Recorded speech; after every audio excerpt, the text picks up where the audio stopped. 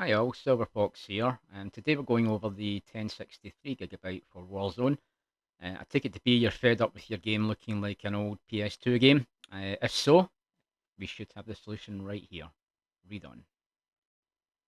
We are going to mess around with a few settings both in the game and on the Windows 10 desktop with NVIDIA control panel, and between the two we should get the results that we want.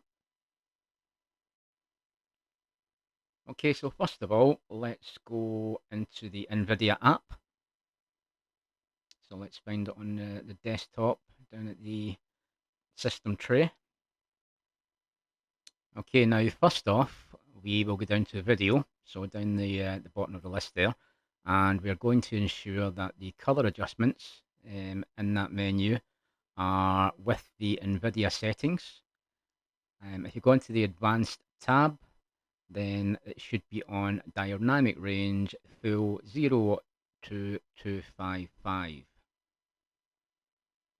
The settings we use today might turn down the brightness on your screen, so if you have to, go into Gamma and just boost it a little bit. Next up, we're going to get into Adjust Video Image Settings. Under Edge Enhancement, we're going to use the NVIDIA settings, and we're going to check the Use Inverse Telecine box. Also under Noise Reduction, we're going to use the NVIDIA setting and also turn that up to 100%. Next up, change resolution. Make sure it is 1920 to 1080 native and 60 Hz as well.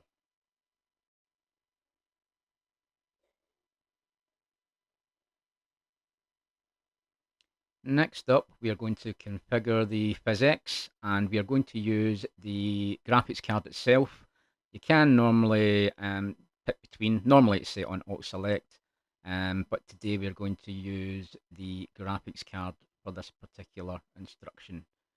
Next up, manage 3D settings. Now, global settings, we're going to change some of these first, and they will affect other programs on your system. You can go back and restore at any point. So if you do have any issues with other programs, then restore, and you can use these settings if you are going to have a long play of Call of Duty, and then after that you can restore them again. So it's a pretty good option to have. So first off, image sharpening is off, ambient occlusion is off, anisotropic filtering 8 times, FXAA is off, gamma correction is on, anti-aliasing mode, override any application setting, which is important, anti-aliasing setting 4 times, anti-aliasing transparency off, background application max frame rate off, CUDA cores all, DSR factors, I will do another video on that at a later date. There is some trickery you can do with that, but for the moment we'll stick with what we have. The low latency mode is off, max frame rate is off, FAA is it's off. OpenGL rendering is Alt Select. Power management mode is optimal power. The refresh rate is application controlled. Shader cache is on. Texture filtering anisotropic is off. Negative load bias is clamped. Quality of the texture filtering is quality. Trilinear optimization is off. Threaded optimization is on auto, and triple buffering is off. And with the vertical sync, we are going to let the Call of Duty game actually control that. So use the 3D application setting.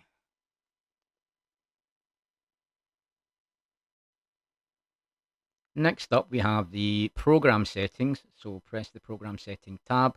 If you don't see Call of Duty on the top there under number 1 and it's not selectable, then you can go into Add Program and look for Call of Duty Modern Warfare 2, which is also the graphics core for Warzone. So, in these options, image sharpening is off. Ambient occlusion is supported, but yeah, that's why we're having to mess around a little bit. We are going to change some other settings in Warzone later. Anisotropic filtering is 16 times. Anti-aliasing FXAA not supported. Gamma correction, use global settings on. Anti-aliasing mode, enhance the application settings is really important. That's a part of this build. Anti-aliasing setting is 8 times. Anti-aliasing transparency is off. Background application max frame rate, turn that to off. CUDA settings are all. Low latency mode is off. Max frame rate is 62 frames per second, simply because we want to have a little bit of a buffer. So Windows will know that when we run this program, we're looking to get a solid 62 frames per second while it's speaking to the processor, graphics card, and the applet and the drivers. So yeah, that's what we want. MFAA is on. OpenGL rendering GPU, of course, it's going to be the GTX 1060 3GB. Power management mode is use global setting. Refresh rate, application controlled. Again, we're going to let the game deal with that. Shader cache is on. Texture filtering, anisotropic sample optimization is on. Negative load BIOS is clamp. Texturing filtering is quality. Trilinear optimization is on. Threaded optimization is off on this setting. We only want one thread going between the graphics card and the processor for this particular game, and there's a good reason for that. Quite technical, but won't go into it. But yeah, turn this to off. Triple buffering, yep, put it on in global settings. We're turning it off here, so use global setting off. But vertical sync is on, and virtual reality pre-rendered frames is off. Sorry, not off. Number one. Once we've done that, we can check all the settings again, and then we can go down to apply. Now, like I say, there is a restore for the game also. So if you don't like the settings for this game, you can go up to that restore, and it will just reset the game settings, just as if you'd installed the game. So you can change it at your leisure.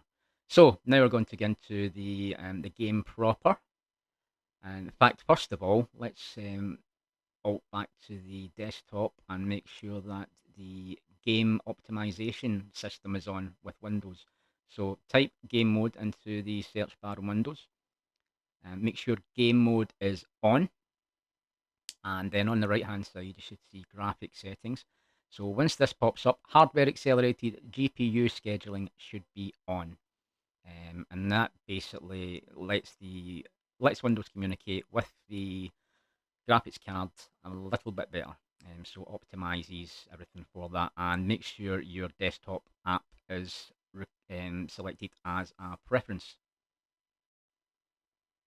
Now into the game settings. Apologies for any audio hiss or squelch tonight. Got a vibration somewhere on the mic and can't quite pin it down. Should have it pinned down for the next video. So yeah, so settings, go into graphic settings, display mode, full screen borderless, but we're going to change this render resolution. Sometimes you have a padlock on it, so you have to get back up, sometimes you have to change to full screen or windowed, and then that unlocks the resolution. So you can get back down and change that resolution to 1632 times 918. Once you've done that, you get back up and you change it to full screen borderless. Display monitor, mine's is an Optima, but yours could be any. Display adapter, of course, is the graphics card. As I've explained, the render resolution is 1632 times 918. So we are going to basically under render, and because the display resolution we're going to use is 1920 by 1080, and then we're going to downgrade the graphics, but then use some other settings along with the ones we just did on the desktop, and to make your game look a lot better, a lot smoother. High textures, the full shebang, all the the highlights, specular highlights, dust, that type of thing. So further on, aspect ratio automatic. Sync every frame is going to be VSync. Under display resolution, actually, make sure aspect ratio is actually selected as automatic. It can change. Beneath that again, we're going to make the custom frame rate custom, and 60, 60, 60 for frame rate limit and out of focus. NVIDIA highlights is disabled, low latency enabled and boost, display gamma 2.2, streaming quality normal, texture resolution, yep, that's going to high. Texture filter anisotropic is also going to high. Particle quality is going to high. Bullet impacts and sprays is enabled. Tessellation, all. On-demand texture streaming is also enabled. If you have a bad internet connection or not a lot of space on your hard drive for the shader cache, you can disable that and bump up the resolution that we had earlier. Bump that up to about probably 90. Give that a go. But as it stands, we'll try this first of all. Shadow map resolution is low. Shadows will be nice and smooth because the other options we use, usually they would be jagged, but these other options will change it back to being nice and smooth. Cache spot shadows disabled. Sun shadows disabled. Particle lighting is also high. Ambient occlusion, both. Very important that. It keeps everything very, very smooth. Screen space reflection is normal. Anti-aliasing is T2X. So that's at the max. That's the end setting there. Depth of field has been disabled. You do get a bit of blur if you keep that enabled. And with the filmic strength, etc., that has also been turned down to 0 along with the grain. So let's apply all of these settings.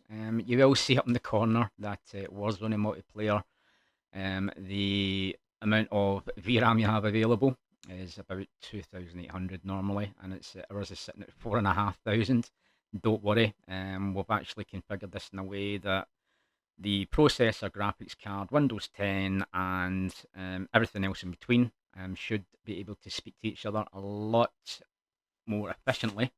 So yeah, normally Warzone would have these settings and it would struggle, but we have did all the sort of background work to make sure that this is going to be a smooth experience. So let's boot the game up and let's have a tour of what things should look like. Bear in mind, this is based on an i7 9700K, 8GB of RAM with the base, I think it's an EGVA 3GB 1060 graphics card. So if your system is slightly different, drop me a note in the comments below if you have any issues, and I can tell you what to tweak to get the best out of your processor graphics card combo. Now, while this finishes loading, just to add that if you have a RAM cache program running, such as ROG's RAM Cache 3 or anything like it, switch it off. Windows has a perfectly good one. Any other RAM cache you use just confuses the issue.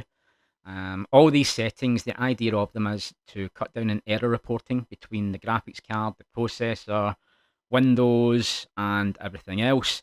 Bear in mind, due to compression, this video will be a lot less smooth than what it actually is. It runs very, very smooth on mine, solid 60 frames per second. So yeah, so give these settings a go. But the main thing is that we've done all the background work. Activision have done a lot of good work recently with the dynamic resolution option, and there's been a lot of tweaking going on in the background. To be fair, I actually made this video about probably 2-3 weeks ago, and there has been some adjustments made to dynamic resolution for the better.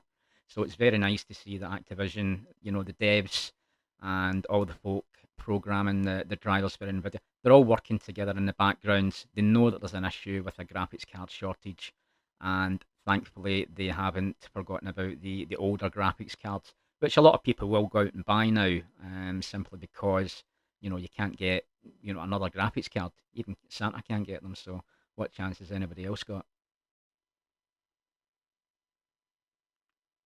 So let's drop in at airport for a very good reason. So as we're dropping, you should see there'll be less pop-up. The only things that will pop up will be the same textures on buildings that it's drawn, and they will actually, a lot of the time, they will fade in. Sometimes they will pop in though, depending on how much is on the screen. Small bushes, trees, the occasional tree, not as many trees as you would normally have when you're playing Warzone. The screen shouldn't slow down as much as well. It does when you drop in initially, but once you're on the ground, everything's nice and smooth. You can go and get your kills, you can go and drive vehicles, etc. So let's dive down and have a look at the graphics. So the reason I'm jumping out to airport is because we have the plane that is on fire, and that usually affects the frame rate something crazy. This is a helicopter, by the way, at the airport, and you can see all the rivets on it, all the markings, bullet holes, the works that you wouldn't normally see, and the game is also, or it should be for you, running nice and smoothly. So what we're going to do is now we're going to fly over here, just to the plane. We're going to fly through the smoke, and we should still keep 60 frames per second, which we have. And then we'll land the helicopter and have a closer look at the smoke. And you should see things like God rays as well coming through the smoke. If I move around here, you should actually see the God rays. There we go. And the smoke isn't slowing the action down at all. So, tower as well. I mean, look at the graffiti, the tower. You can see all the details from a distance. All the trees, very, very little pop in. Pop-up is basically the graphics card really struggling. It's in a queue. The processor is asking the graphics card things. The graphics card's asking the processor things.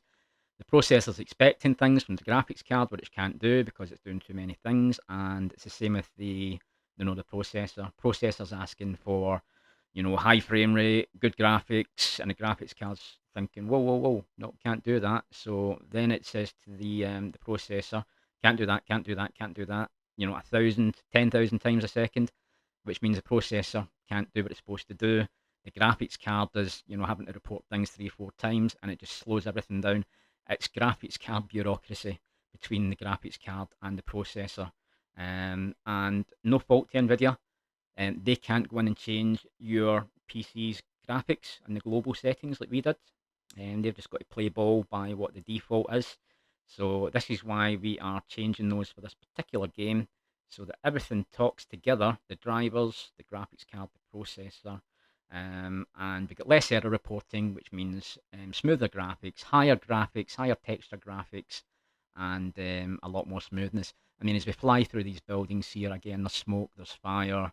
At height, yeah, you do get a little bit of pop-up, but it's a 3 gig card, you're always going to have that, but you should find it'll be remarkably less. Anti-aliasing on some of the buildings when you're flying, yep, you will see some, but you shouldn't see much at all when you're on the ground. Let's just fly through tight spaces.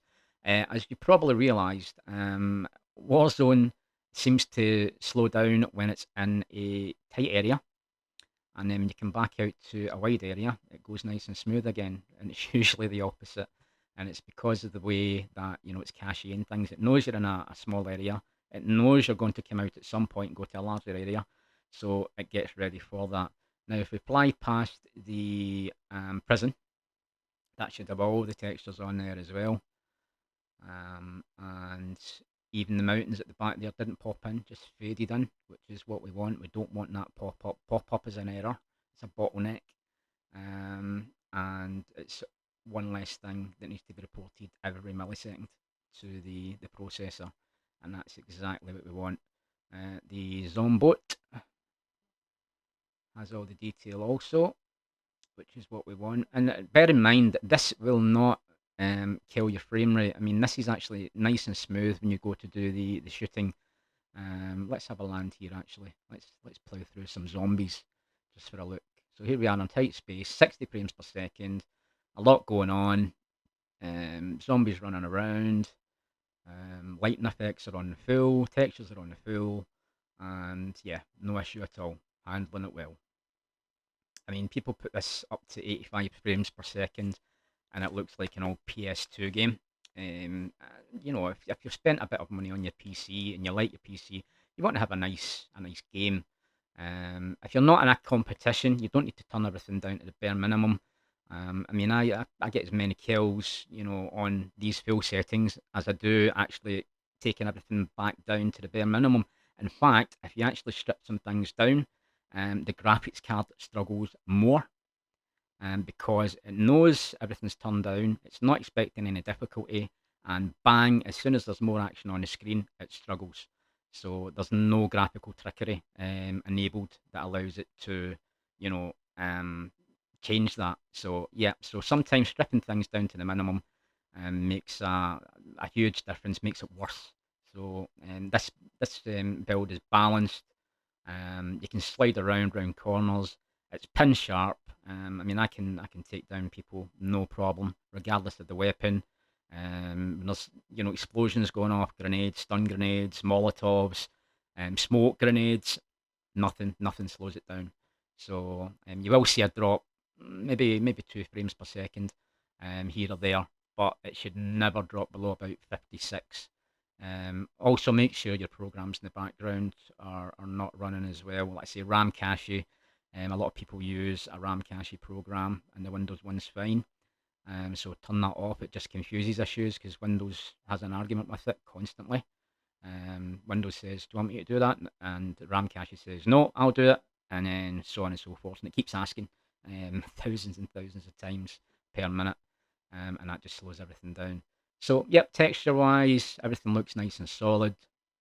Trains going past, it's all lit up as well. And anybody that says, "Oh, you need all the milliseconds you can get when you're playing, blah blah blah," yep, that is exactly right. You do need milliseconds. If someone, if two of you meet in the map somewhere, same gun, you fire, he fires, milliseconds are everything. But if you strip your graphics down, there's probably times you've been on target first and got your shots off and still died, and it's been the start of the game, you've got the normal armor, and you've wondered why. That's because a lot of people strip their game down, and like I say, it causes more issues. Those graphic settings are there for a reason in both Windows and in the game. So yeah, so turning certain things off sounds like it should make it better. Less stress on the graphics card, less stress on the processor. But no, I mean, a lot of the guys at Activision and any other games company that make a game, they have all these graphic settings because they know that that game could struggle on certain machines if it's an i3, an i5, an i7, an i9. If it's a 3 gig graphics card, 12 gig, if it's an RTX, 2060, 3090, they know that at times every card's going to struggle depending on resolution, etc. So they have all these little tricks that they do in the background just to make things that little bit better. And what we're basically doing is we are limiting the errors, like I've said, but we are also changing the way that the game knows and the graphics card knows where you are and what to show you. That's pretty much common knowledge, yeah. But what we're doing is we're taking that little step further. We're basically saying, yep, processor's dealing with this, Windows is dealing with this, graphics card is dealing with this, and that's the way it's going to be. Windows 10 will then know what's happening. NVIDIA's controlling these settings on the desktop app, and Windows 10 is controlling these settings. The graphics card is controlling these settings, such as physics and anisotropic filtering, that type of thing, and that makes a huge difference because I would say about probably 30% of your performance lost is because they're not speaking to each other properly. They're constantly giving errors. Can you imagine going to the shop and you've got a list of 10 things, you get 3 wrong, you go home, you get sent back again, and you pick one up, you pick another one up, the last one you get wrong, you go home, you get sent back again. So that's what it's like, thousands of times per second, per minute, and per hour. And that's what's causing the bottleneck. All these instructions, including all the errors, the graphics are getting rendered. They're in a queue, but they can't go. The queue's bigger because you have all these errors getting reported between all three parties: Windows, graphics card, and the processor. So yeah, that's a major issue, and that's what we have sorted out today. Like I say, Activision's done a lot of good work on the graphics card front. People are complaining obviously about the cheating in Warzone. That's a totally different story. To be honest, I don't think it will be changed because it seems to be in the inherent code of the game. You would have to change everything, and that would cause major issues. People would just be locked out of their game for months with certain configs. because it just wouldn't work. And we also know about streamers as well, cheating and everyone else cheating as well, wall hacks, etc. So yeah, don't expect that to change anytime soon. It is a really good game though. It's free. If you bought the Call of Duty game, it's a good game to have as well. Same with Cold War, which I have another video about incidentally with settings and controller options, etc. The controller options also work for this game, so check out the video. Very good control option. Made me a better player over the last 2 months. I was struggling before then, but yeah, I've really come onto them on now. I mean, look at the textures on the balcony here. I'm taking these guys down, no problem at all. So there is no issue with milliseconds. Um, and yeah, it's just a case of give it a try. If it doesn't work for you properly, if you get a bit of jerking or a bit of stuttering here and there, bottlenecking, frame drop. Tell me your config, how much memory you have, whether you're using an SSD drive, mechanical drive, what your processor is. Now, again, we have targeted 60 frames per second here. There's no need to go any higher. If people are going for 85 frames per second, now, unless you've got 120 megahertz monitor or 100 hertz or 100 hertz TV, etc., there's no point in having anything over 60. There's just no point at all. It's a minimal difference. The graphics card will struggle at times going to 85 frames per second. It will drop down to 65, it will drop down to 50, and that is noticeable. If you keep this locked at 60, it will occasionally drop a frame here or there down to 58. Incidentally, earlier on, we had it at 62 frames per second on one of the options. That is because we are telling Windows and telling processor that we're expecting 62 frames per second. So if it does drop frames, then it's ready for it. It drops them down to 58 as opposed to putting 60, losing a few frames, and it dropping down to 53, which would be noticeable. So that's the reason for that. Thanks for watching, and remember to subscribe. We'll be doing other things on Call of Duty and other games because we're all going to have these graphics cards for a while until the new ones are available. So keep watching. Thanks very much. Bye bye.